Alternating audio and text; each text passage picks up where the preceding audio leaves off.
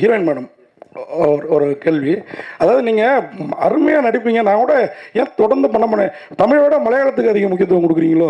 ஏன்னா மலையாள ஆர்டிஸ்ட் மலையாளத்துலேருந்து வரவங்களாம் இங்கே சூப்பர் ஸ்டார் ஆகிடுறாங்க, அதாவது ஹீரோயின்ஸு இங்கேயே அப்படி செட்டில் ஆகிடுவாங்க. நீங்கள் மட்டும் தமிழில் ஒரு படம், ஒரு வருஷத்துக்கு ஒரு படம் அந்த மாதிரி தான் பண்ணுற மாதிரி தெரியுது. என்ன காரணம்? நான் மலையாளம் படம் பண்ணவே இல்லைங்க.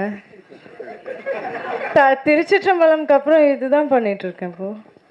ஸோ ஆமாம், செலக்ட் பண்ணி தான் பண்ணுறேன். அண்ட் ஆல்சோ அப்படி தமிழ்லன்னு இல்லை, ஜென்ரலாகவே கொஞ்சம் ரொம்ப டைம் எடுத்து தான் நான் பண்ணுவேன். அண்ட் ஆல்சோ நான் மலையாளம்லேருந்து இல்லை, நான் பெங்களூரியன். ஸோ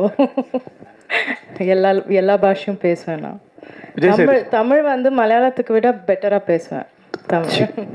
விஜய் சேது சார், இந்த படம் தலைவன் தலைவின் தலைப்பு டைரக்டரும் பேசும்போது சொல்லிட்டாரு, டைவர்ஸை பற்றி நிறைய பேசுதுன்னு. கணவன் மனைவி ரிலேஷன்ஷிப் தான் அப்படின் மாதிரி தெரியுது.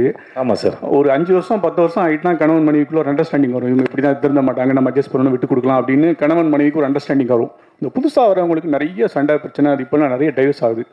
உங்களோட அனுபவத்தில் ரிலேஷன்ஷிப், கணவன் மனைவி ரிலேஷன்ஷிப் நல்லா இருக்குன்னா என்ன செய்யணும், எப்படி விட்டு கொடுக்கணும், என்ன மாதிரி போகணும்னு சொல்லுவீங்க?